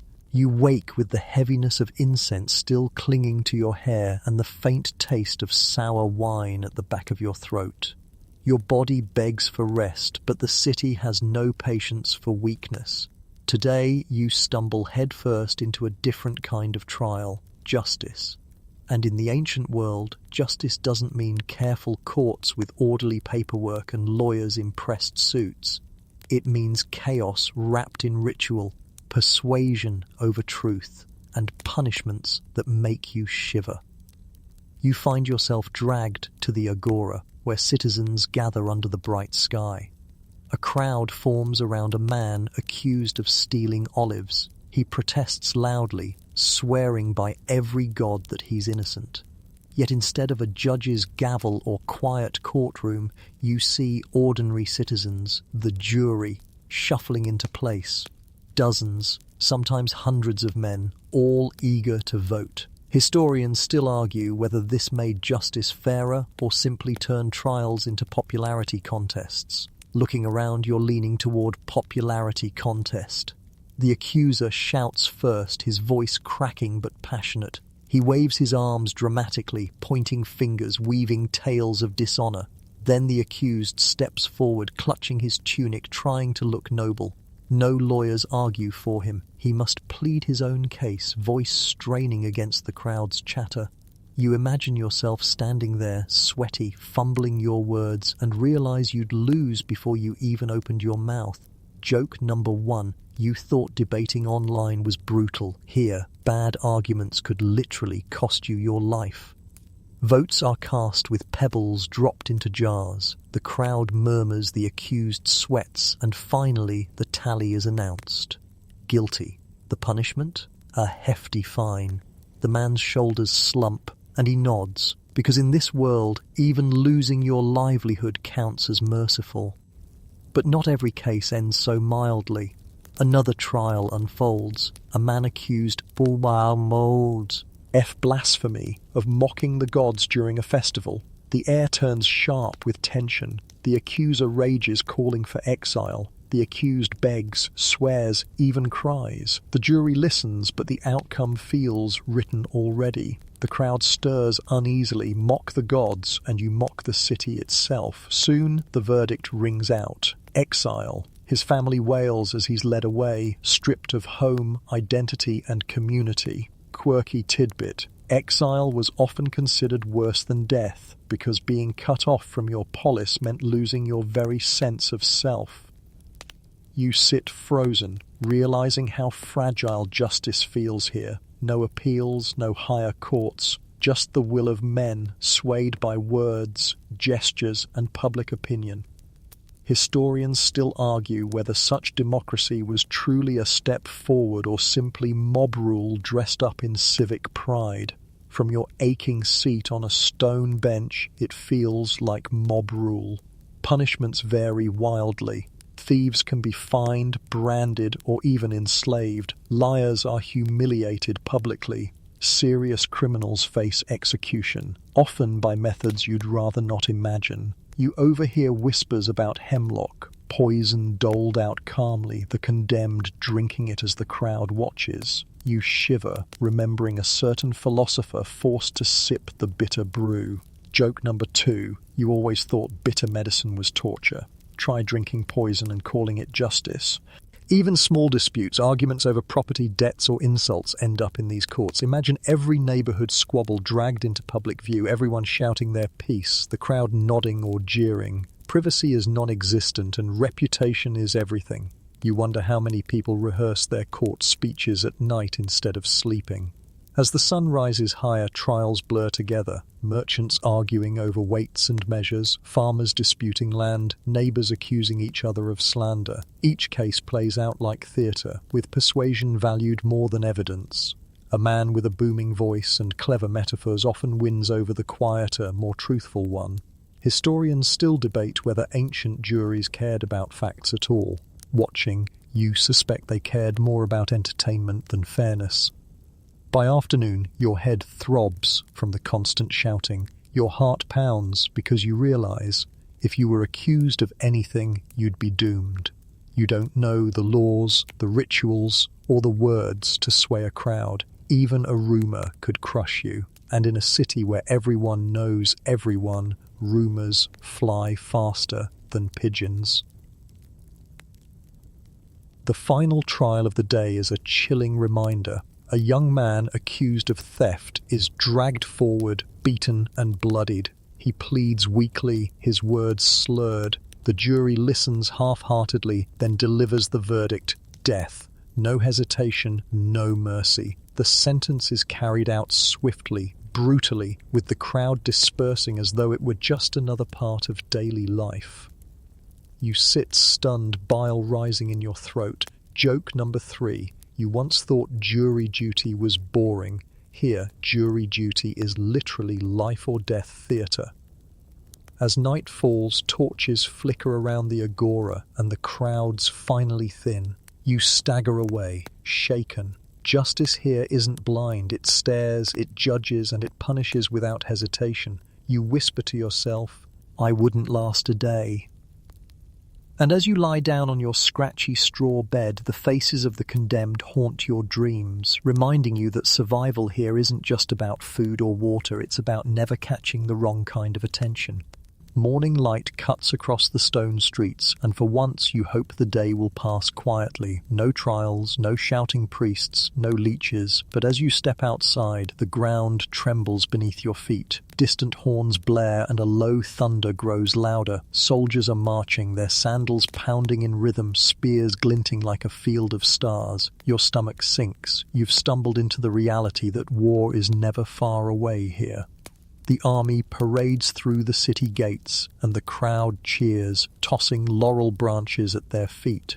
You freeze, realizing these men aren't symbols of safety, they're warnings. In the ancient world, battles happen often, and civilians are never far from their reach. Historians still argue whether most cities lived in constant fear, or if war was simply woven into the rhythm of life. But the steel in those soldiers' eyes tells you fear was always lurking. You edge closer, watching their armor clink, shields polished, helmets gleaming. The commander rides a horse, barking orders with a voice sharp enough to cut stone. Children run alongside, mimicking sword swings, their laughter a chilling echo of the violence to come. You mutter under your breath, "I just wanted breakfast," but the city has no patience for your nerves. Soon, wagons rumble past, piled with supplies, grain sacks, weapons, bundles of rope. You realize these aren't just displays. These men are leaving for battle, and the city prepares to be vulnerable. You overhear whispers, rival neighbors threatening invasion, border skirmishes brewing, pirates lurking on the coast. Quirky tidbit: some city-states relied heavily on mercenaries, soldiers for hire who fought for coin rather than loyalty. Trusting them was always a gamble. The mood shifts as families cling to their soldiers, wives pressing kisses onto bearded cheeks, children clutching rough tunics. Tears mix with cheers. It a sweet send-off. You watch, heart heavy, realizing that half these men may never return. Joke number 1. You once complained about friends leaving for college. Imagine watching them leave for war, with no guarantee of ever coming back. But soldiers marching out is only half the story. You soon learn that when armies clash, civilians rarely escape untouched. You pass a group of women discussing where to hide valuables, burying coins beneath hearthstones. Men reinforce doors with planks. Even the temples prepare, priests whispering prayers for protection. The city may look calm, but beneath it simmers dread. By midday, you hear distant rumors, skirmishes already breaking out near farms on the outskirts. Refugees trickle in, clothes torn, faces pale. They speak of raiders torching fields, animals stolen, neighbors cut down. Your stomach knots. Historians still argue whether ancient wars targeted civilians intentionally or as collateral damage. From the looks of these shaken families, intent doesn't matter. The danger is real. You shuffle toward the city wall, peering over its edge. The landscape stretches wide, olive groves, rolling hills, scattered villages. But every shadow feels menacing. You imagine enemy troops slipping through the trees, swords ready, eyes cold. Suddenly, your itchy wool tunic feels like paper armor. You hug yourself, muttering, "I wouldn't last a day."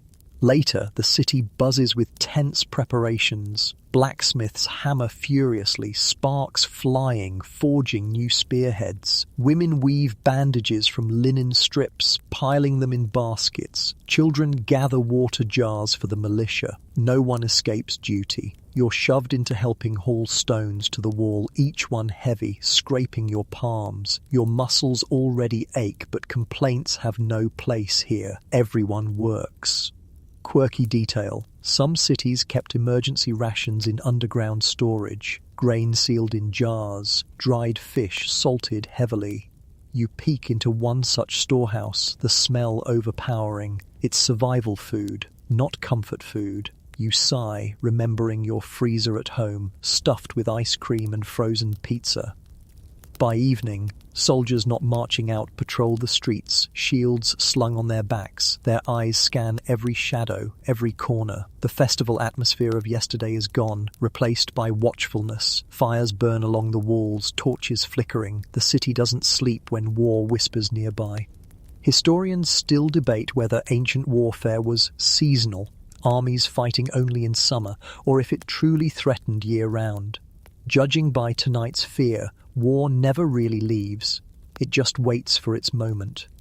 You curl against a wall, listening to the tramp of soldiers' feet, the occasional barked command. Every sound feels like a warning. Joke number 2. You used to roll your eyes at modern fire drills. Here, every night feels like a live drill where failure means losing everything. As darkness deepens, a horn sounds again, low and mournful. The gates creak shut, sealing the city tight. You lie awake, heart pounding, wondering if enemy forces creep closer with every minute. Around you, families whisper prayers, clutching charms, kissing their children's foreheads. Sleep doesn't come easily when the air itself feels thick with dread. You whisper to yourself, "I wouldn't last a day." And tonight, the truth feels sharper than ever. Joke number 3. You once thought your neighbour's loud fireworks were stressful. Try falling asleep to the thought that tomorrow the explosions might not be for celebration, but for survival. Dawn breaks with a heavy silence. No marching soldiers, no festival songs, not even the usual chatter of the marketplace. Instead, the city hums with the quieter rhythms of family life, and that's where you discover yet another way the ancient world tests your patience. It isn't just the streets, the food, or the wars. It's the rules of the household, the expectations written into the very fabric of daily living. You're ushered into a modest home where 3 generations share the same cramped space. Grandparents sit by the hearth, muttering advice no one dares to ignore. Parents bustle about dividing chores. Children scurry underfoot, already tasked with fetching water, sweeping, or feeding goats. Privacy doesn't exist here. Every glance, every word, every action is seen, judged, and folded into the family's reputation. Historians still argue whether such tight-knit households gave comfort or suffocated individuality. From your perspective, it's suffocation wrapped in straw mats. At breakfast, roles are clear. The father sits upright, eating first, while others wait their turn. Bread, cheese, and watered wine appear, but you notice how uneven the portions are. Men eat more, women and children less. You shift uncomfortably, your modern brain rebelling against this silent hierarchy. But here, it's law. Quirky tidbit. In many households, women weren't allowed to eat with guests, instead serving quietly from the edges. You can feel the injustice crackling like static in the room. Conversation begins, men discussing politics, trade, and distant wars. Women whisper to each other about weaving gossip and which neighbours may or may not have offended the gods. Children are shushed quickly if they interrupt. You accidentally clear your throat too loudly and immediately get a glare, as if you've broken an invisible rule. Joke number 1. You thought family dinners back home were you're tense. Try one where a single cough might earn divine side-eye. Later, you follow the women into the courtyard where looms clatter. Their hands move quickly, weaving linen, spinning wool. Hours pass in monotonous rhythm, fibers stretching and snapping. They barely pause to rest because cloth means survival. Clothing, trade, blankets. You offer to help, clumsily fumbling with the shuttle.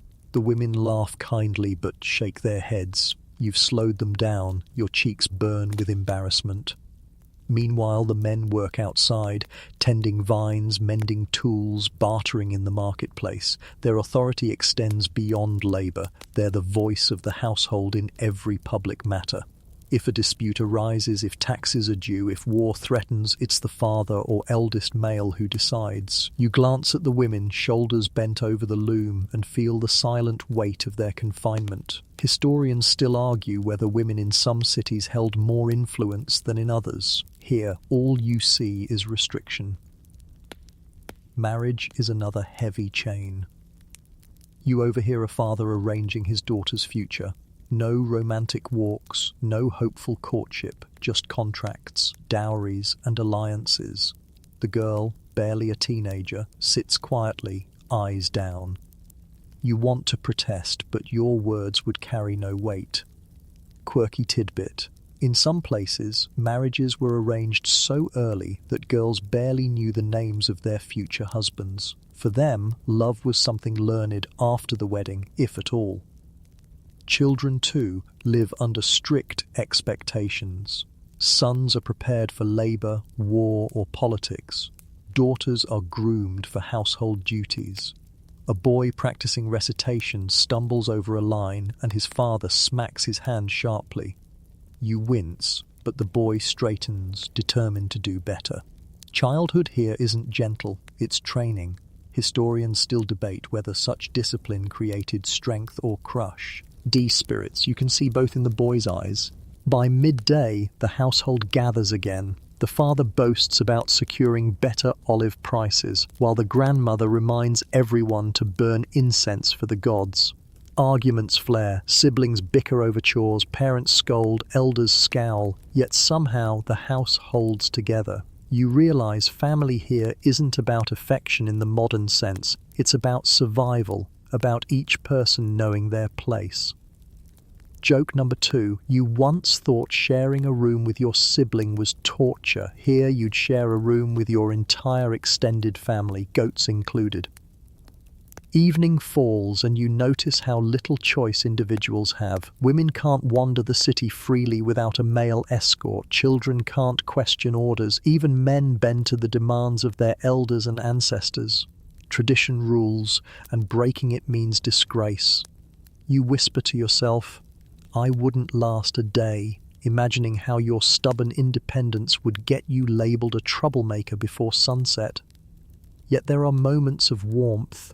A grandmother hums a lullaby to a baby. A father ruffles his son's hair after a successful recitation. The family shares roasted chickpeas, laughter mingling with smoke from the fire. These brief sparks remind you that even under rigid rules, humanity finds space to breathe. Still, as you curl onto your scratchy haysack once again, you know your modern spirit would wither here. Joke number 3. You thought family drama back home was bad. Here, it's not just drama, it's destiny. The night closes in and the house quiets under one roof, every cough, every sigh echoing in the shared darkness. You close your eyes, wondering if freedom is even possible in a world where family means everything and individuality means nothing. He next morning greets you not with sunshine and birdsong, but with the growl of your stomach. Hunger gnaws at you like a wolf, and you realize that in the ancient world, food isn't a guarantee, it's a gamble. Forget neatly packed supermarket aisles and fast food drive-thrus. Here, meals are unpredictable, often bland, sometimes revolting, and always dependent on what the season or the market gods decide to provide. You wander into the bustling agora, stomach aching, and follow the scent of bread. A vendor tears you off a hunk of barley loaf, its crust so hard you nearly chip a tooth. You chew determinedly, each bite gritty, dry, sticking to your throat like dust. Historians still argue whether barley bread was considered poor man's food or simply a staple of necessity. Either way, you feel like you've swallowed sandpaper. Joke number 1. You once complained about stale office donuts. This loaf makes those feel like gourmet pastries. Next, you spot a pot simmering with lentil stew. The smell is earthy, sharp, and faintly sour. You sip it carefully, only to discover tiny grit crunching between your teeth, stones that slipped through with the lentils. You cough, spitting a pebble discreetly. The vendor shrugs, unconcerned. Quirky tidbit. Ancient grinders often left grit in flour and legumes, which slowly wore down people's teeth over the years. You imagine explaining to your dentist how you chewed gravel for lunch. For variety, you eye a fish stall. The merchant proudly lifts a jar of garum, fermented fish sauce, prized across empires. The stench slaps you like a rotten wave. He drizzles some over grilled mackerel, insisting it's delicious. You bite in and instantly regret it. The salty, pungent sauce overwhelms everything, leaving your mouth tasting like the bottom of an old aquarium. You gag, forcing a smile, and nod politely. Joke number 2. You once thought an apple on pizza was divisive. Here, the whole pizza would just be soaked in fish guts.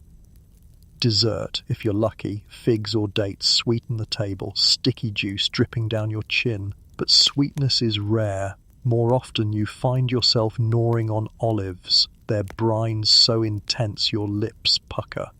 You gulp sour wine to wash it down, and the cycle of grimace continues. Even the wealthier dishes aren't safe. You're invited to a small feast where roasted goat is served. At first bite, it's tender, smoky, not bad. Then someone proudly passes a tray of dormice. Yes, fattened mice stuffed with herbs and honey. Guests cheer, plucking them like delicacies. You freeze, horrified. Quirky detail. Some Roman cookbooks really did include dormice recipes, treating them as status snacks. You politely decline, cheeks burning. Everyone stares. You realize refusing food here isn't just odd, it's insulting. You choke down a bite, shuddering as fur pricks your tongue. As evening approaches, hunger returns. You're offered a cup of watered wine and a few dried beans. It barely dents the emptiness in your belly. You imagine burgers, steaming bowls of ramen, endless buffets, and nearly weep.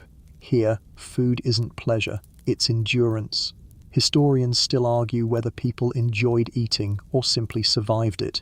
For you, survival is the only word that fits. At night, your gut rebels. The stew churns, the fish sauce lingers like a curse, and you curl on your straw bed, groaning. Around you, the family snores peacefully, immune to flavors that assault your modern palate. You whisper, "I wouldn't last a day," clutching your stomach like a war casualty. Joke number 3. You once thought gas station hot dogs were the bottom of the culinary ladder. Ancient cuisine just handed you a shovel and told you to dig deeper. The stars twinkle above, indifferent to your misery. Your belly aches, your mouth tastes of brine and smoke, and your dreams are haunted by dormice wearing chef hats. You close your eyes, realizing that here every meal is both a blessing and a betrayal. You wake with your stomach still unsettled, but the day demands movement. In the ancient world, travel isn't optional. It's survival. Maybe you need to fetch water, visit the market, follow the soldiers, or flee from danger. Whatever the reason, one thing is certain. Travel is never comfortable. Forget smooth highways and cushioned seats. Here, every journey rattles your bones, scrapes your feet, and tests your patience until you're ready to collapse. You trudge down a dirt road just beyond the city gate. Dust swirls with every step, coating your sandals, stinging your eyes. The sun blazes overhead, no shade in sight. Sweat rolls down your back as the road stretches endlessly, lined with olive trees and dry scrub. Historians still argue whether most ancient roads were well maintained or mostly rugged paths. From where you stand, it feels like a trail designed to break your spirit. A merchant cart rattles past, pulled by 2 oxen. Wooden wheels creak and groan, every bump on the road sending jars clanking. You jog to catch up, hoping for a ride, but the driver waves you off. His cart is already loaded with grain, clay pots, and, judging by the smell, something fishy you'd rather not sit beside anyway. Joke number 1. You thought taking the bus during rush hour was rough. Here, the only public transport is begging for a spot next to sacks of rotting onions. You continue on foot, stones jabbing through thin sandal soles. Your blisters from yesterday burst with every step. You dream of sneakers, memory foam insoles, even socks, luxuries this world doesn't know. Instead, your feet are raw, dirty, and throbbing. Quirky tidbit. Roman soldiers sometimes marched nearly 20 miles a day in sandals, carrying heavy gear, and still fought battles at the end. You groan, realizing you wouldn't even survive the first mile.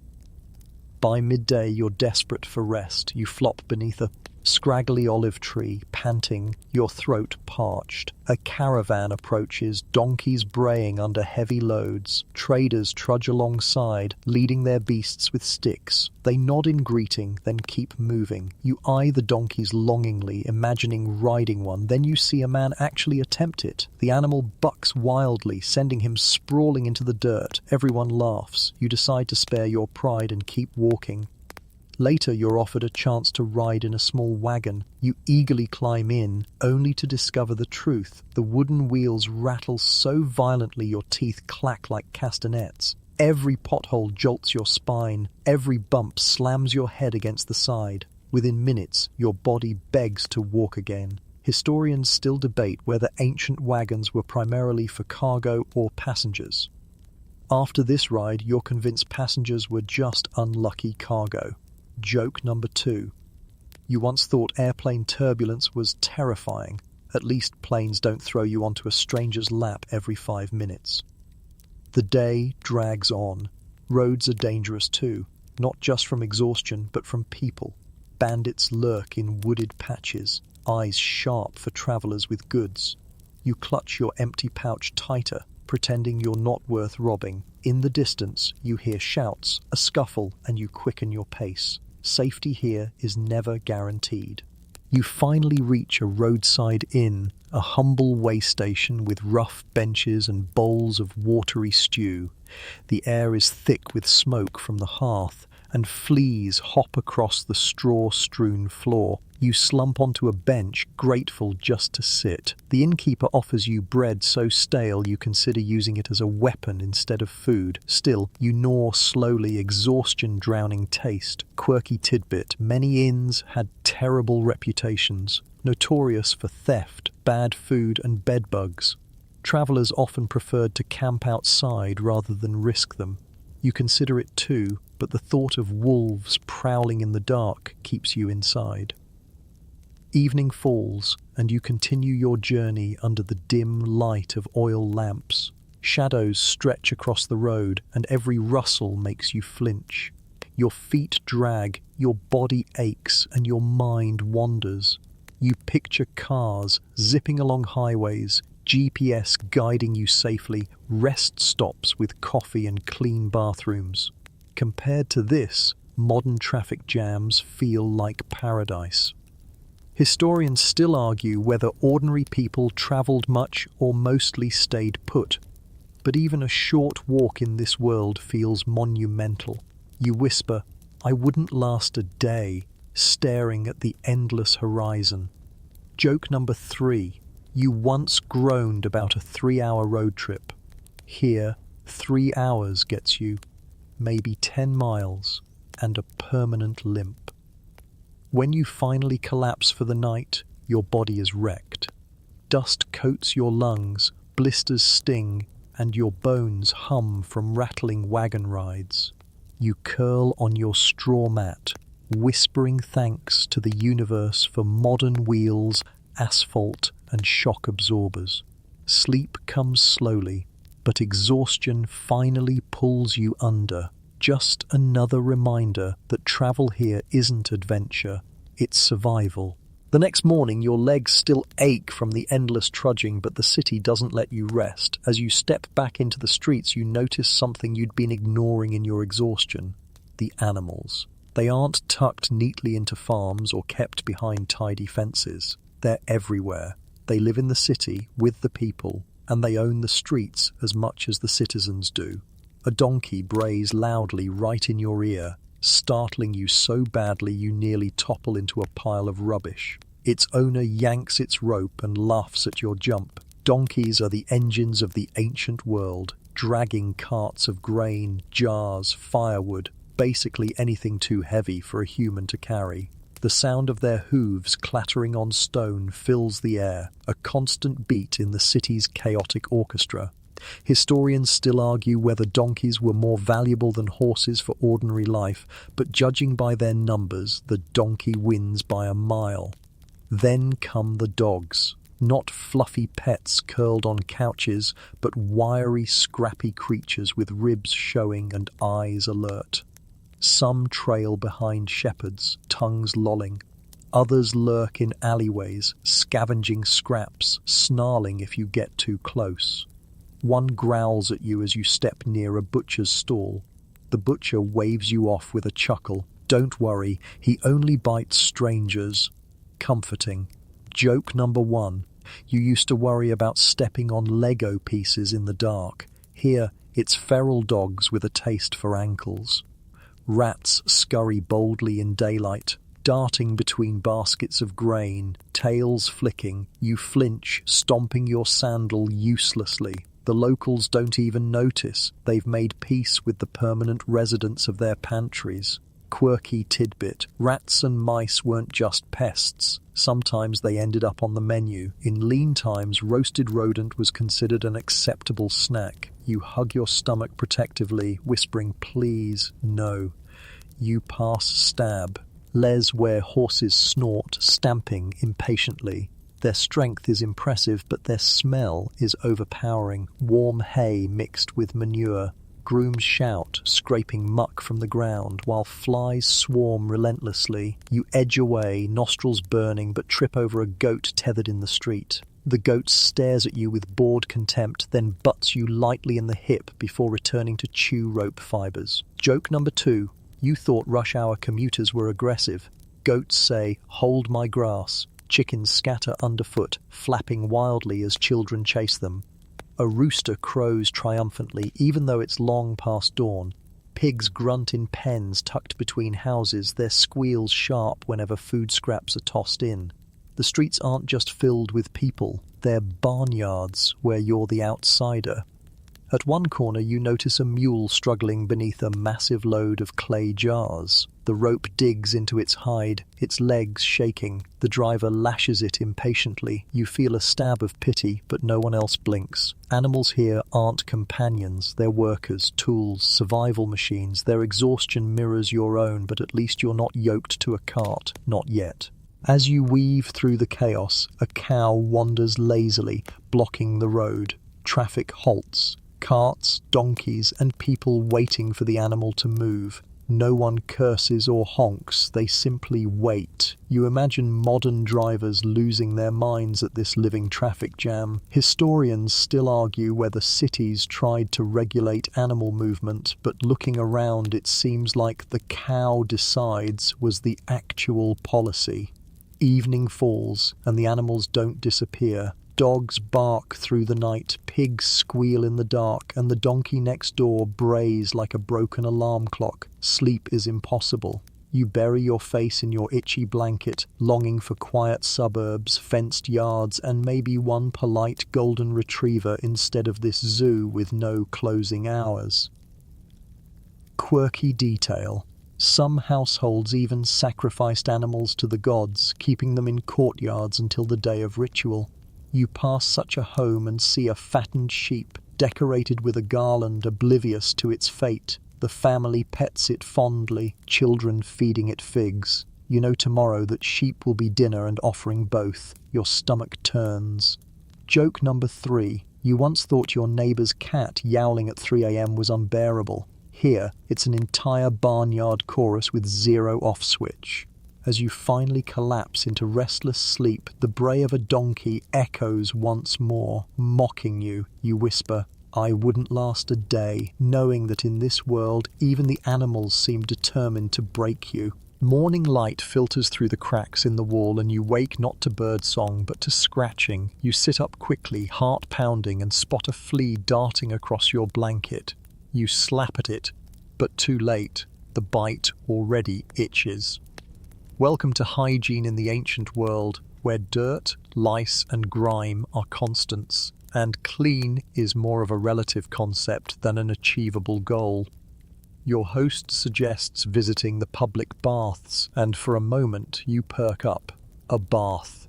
Finally, the relief you've been craving. You shuffle through the crowded streets, following the trail of steam and chatter, until the great bathhouse looms before you. The entrance is grand, columns rising, mosaics gleaming faintly. Inside, the air is warm and heavy with the scent of oil, sweat, and smoke from braziers heating the water. Historians still argue whether bathhouses were truly sanitary or just social hubs disguised as hygiene. The moment you step in, you start leaning toward social hub. The first stop is the changing area. Men peel off tunics, tossing them into heaps. You hesitate, clutching your wool tightly. Privacy doesn't exist here. Stripping in front of strangers feels alien, but eventually you follow suit, awkwardly folding your scratchy tunic. A boy eyes your pale, blistered feet and smirks. You cough, pretending not to notice. Joke number 1. You thought awkward locker rooms were bad. Try one where everyone also smells like goat. Next, the attendants smear olive oil onto your skin. It glistens, slick and sticky, soaking into every pore. For a moment, you enjoy the sensation until they hand you a strigil, a curved metal scraper, sharp-edged. The man beside you demonstrates, dragging it across his arm. Sweat, oil and grime peel away in grey streaks. He smiles proudly. You try it, wincing as the blade scratches your skin. The filth that comes off makes your stomach turn quirky. Leaving the bath, you feel cleaner, lighter. But the relief is fleeting. Your tunic, unchanged and unwashed, clings to your body again, already sticky with sweat. The streets welcome you back with their usual cocktail of odours: waste, animals, smoke. Within an hour, you smell no better than before. Historians still debate whether ancient bathing habits truly improved health or just masked filth temporarily. You're convinced it's the latter. At night, you scratch at flea bites and feel something tickle your scalp. Lice. You shudder, raking your nails through your hair. Children nearby scratch absently too, unconcerned. It's normal here, just part of life. You mutter angrily, wishing for shampoo, conditioner, or even 1 bar of soap. Quirky tidbit: some people burned sulfur to fumigate clothes and kill vermin. You consider it, though you'd probably end up choking yourself before the lice died. Joke number 3. You once whined about running out of hot water mid-shower. Here you'd sell your soul for shampoo and 10 uninterrupted minutes. As the night stretches on, you lie awake, itching from bites, nose clogged with the scent of sweat and smoke. You whisper, "I wouldn't last a day," realizing that in this world, hygiene isn't just inconvenient, it's an endless battle you're destined to lose.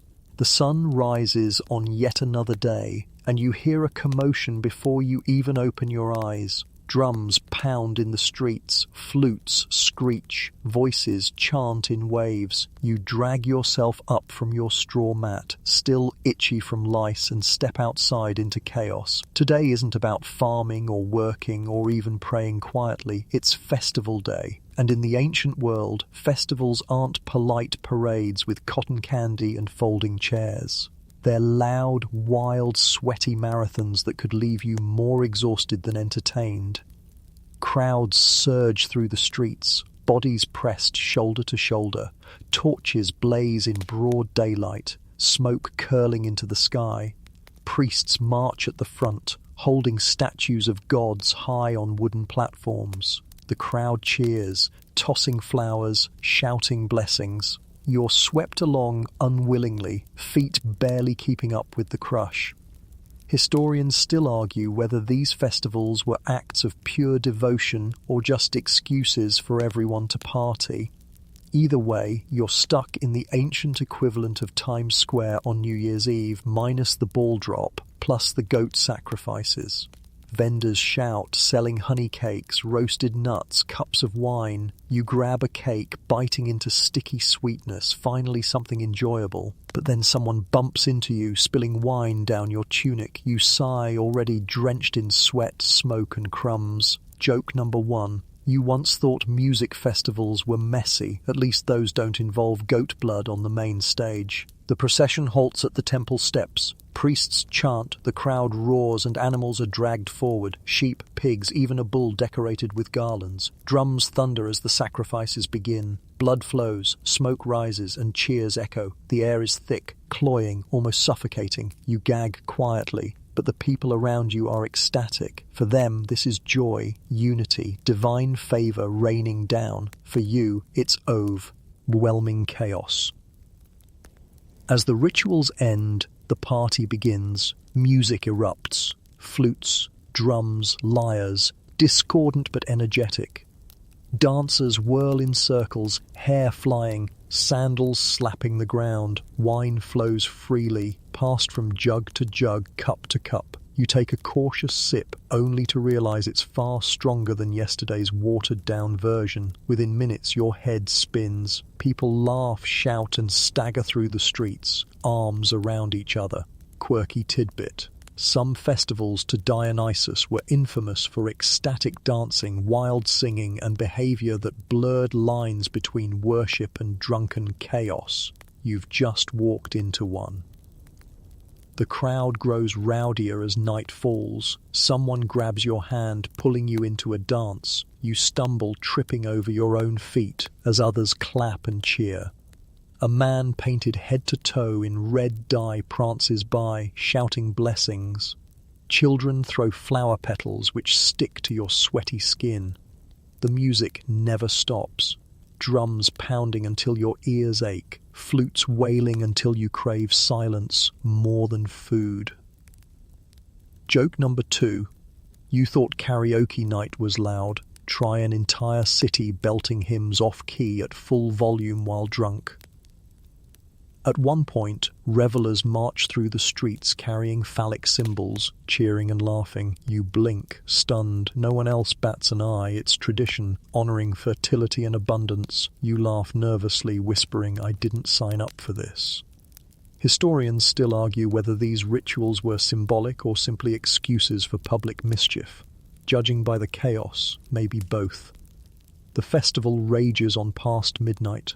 Bonfires blaze, dancers leap through flames, shadows flickering against walls. Someone thrusts a jug into your hand again. You drink, gag, spill half on your tunic. Strangers shout and laugh, pulling you into yet another circle. Your legs wobble, your stomach churns, your head throbs from noise and smoke. You want to crawl into a quiet room, but there is no escape. The city is alive, pulsing, relentless. As the hours stretch, exhaustion crushes you. Revelers collapse in heaps, snoring in the streets, wine jars rolling empty beside them. Children still giggle, chasing each other with torches far too close for comfort. Dogs bark, pigs squeal, drums pound. There is no pause, no silence, no reprieve. Historians still debate whether festivals strengthened communities or simply offered brief chaos before order resumed. You don't care. Your ears ring, your stomach rebels, and your body aches from forced dancing. You mutter, "I wouldn't last a day," clutching your head. Joke number 3. You once thought your neighbor's birthday party was too wild. That was nothing. Ancient festivals make Vegas look like a library.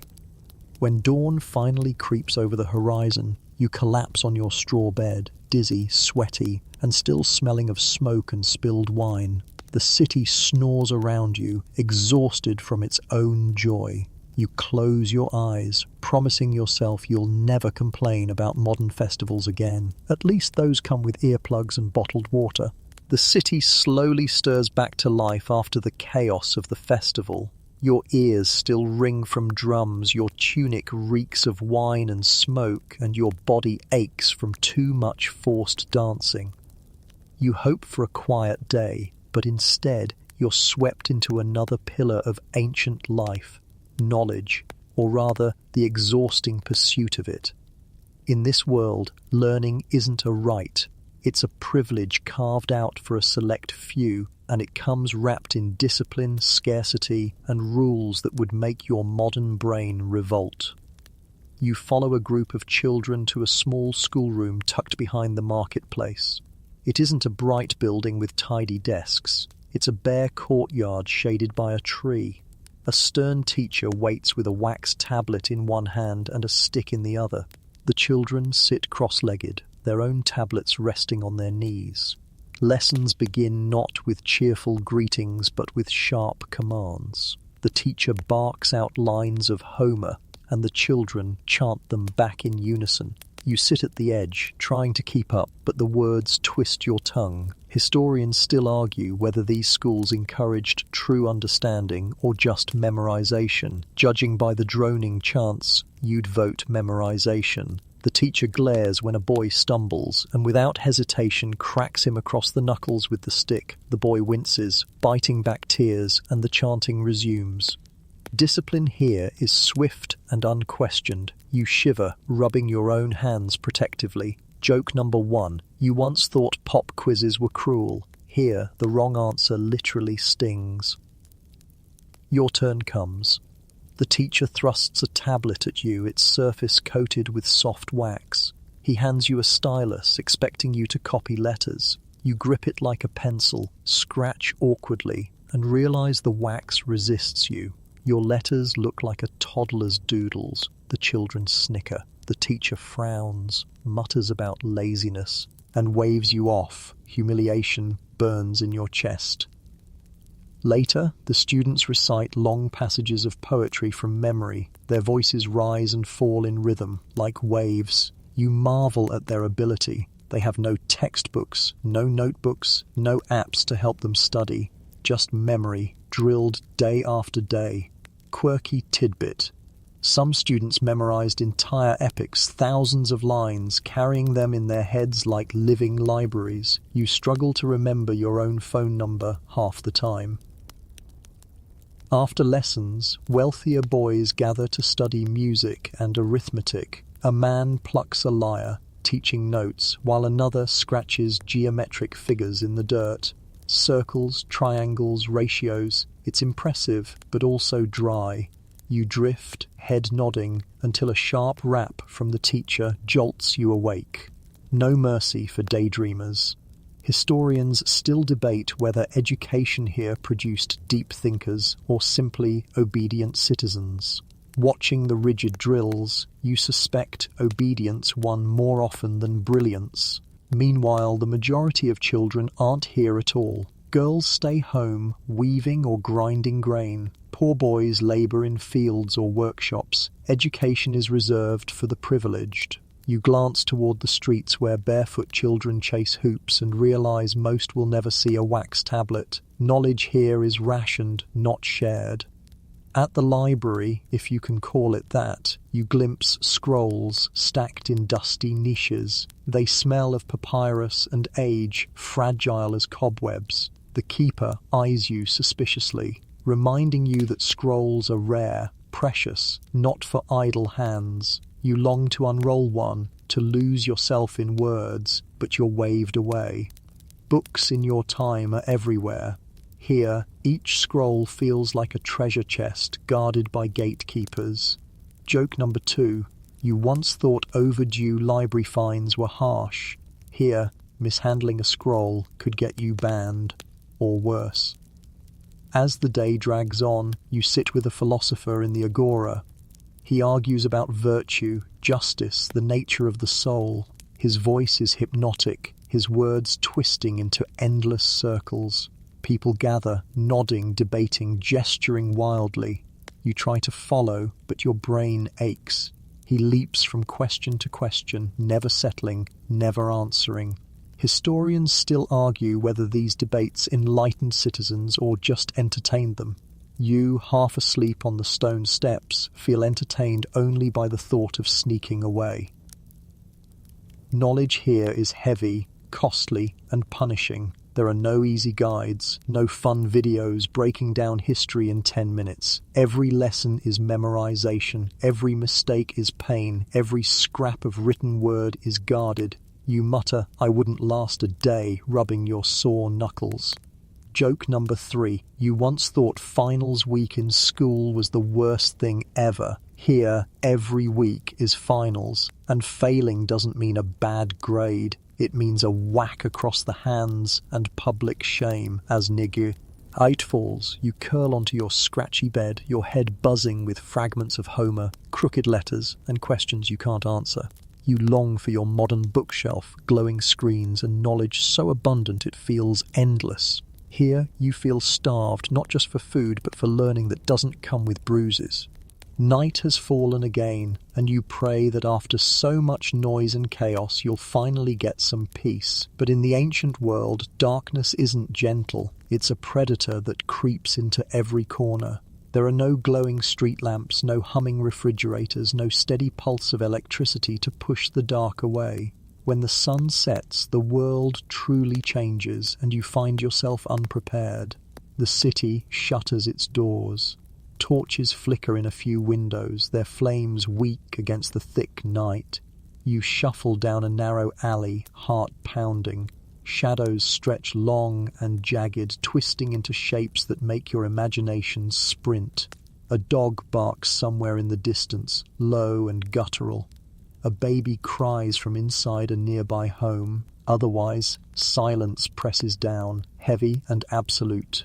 Historians still argue whether ancient nights were more peaceful or more terrifying. From where you stand, terror wins. You curl onto your straw mat, hoping for rest, but sleep refuses to come. The floor creaks, the wind moans through cracks in the roof, and every sound feels magnified in the dark. You close your eyes and hear whispers, neighbors murmuring about thieves, spirits, demons that walk in the night. Someone insists they saw a ghost near the cemetery. Another swears a shadow followed them home.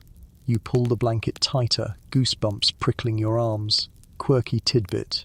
Many households carved protective charms above their doorways to ward off spirits. You glance up, wishing desperately for a deadbolt instead. A sudden crash jolts you upright, pots clatter in the street. You freeze, listening. Footsteps shuffle past, then fade into the distance. Was it a thief? A drunk? You'll never know. The family around you stirs nervously, but no one dares peek outside. In this world, darkness belongs to anyone bold or desperate enough to claim it. Joke number 1. You once thought your creaky old AP apartment was haunted. Here, the entire city sounds like a haunted house after sunset. Hours crawl, the air grows colder, your blanket barely enough. Rats scratch in the walls, their squeaks sharp, relentless.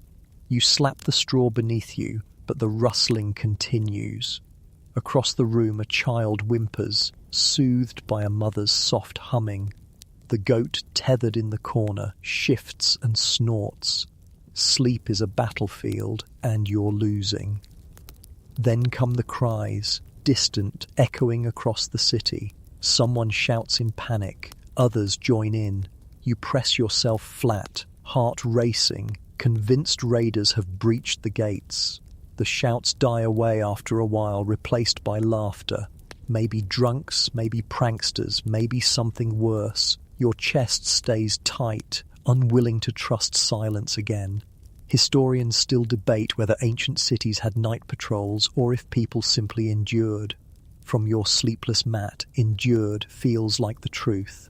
You roll onto your side, praying for even a fragment of rest. Dreams blur with reality, shadows crawling, whispers hissing, eyes watching from the dark. Every time you drift, a new noise yanks you back. You mutter, "I wouldn't last a day," and your own voice sounds strange in the stillness.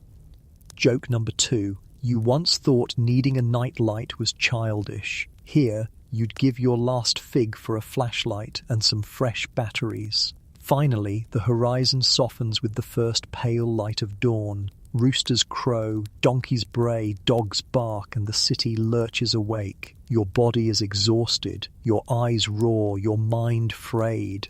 You survived another night, but only barely, and as the city bustles back to life, you know deep down darkness will fall again, and with it the restless fear of surviving until morning. Joke number 3. You once thought insomnia was rough. Ancient insomnia comes with rats, ghosts, thieves, and goats as roommates. Good luck counting sheep when you're sleeping beside them. Now let the clamour fade. Imagine the torches dimming one by one until only a soft glow remains, casting golden halos against cool stone walls. The distant cries quiet, replaced by the steady hush of the wind through narrow streets. Even the restless animals, the barking dogs and braying donkeys, grow still, surrendering to the rhythm of night. Your breathing slows. The itch of straw and the scratch of wool soften in memory, losing their bite. The smells of smoke, sweat, and garum drift away, replaced by the faint sweetness of figs ripening on a tree. Around you, shadows lengthen and dissolve, no longer menacing but gentle, like a dark curtain drawn across the day. The noise of festivals, the pounding of drums, the clash of swords, all grow faint as though carried off on a distant breeze. What remains is the quiet beat of your own heart, steady and sure, reminding you that you've travelled far through a world that once was, and yet you're safe now. Let your body sink deeper, as if the heavy stones beneath you soften, cradling you like cushions. The air cools, wrapping you in calm.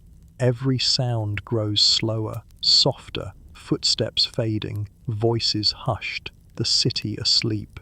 Even the stars above seem to dim their light, easing you toward rest. So close your eyes fully now, letting the last of the ancient world dissolve into silence. You are here, not there, safe in your own time, with every comfort waiting when you awake. For now, let the weight of history slip away. Drift gently, slowly, into the quiet.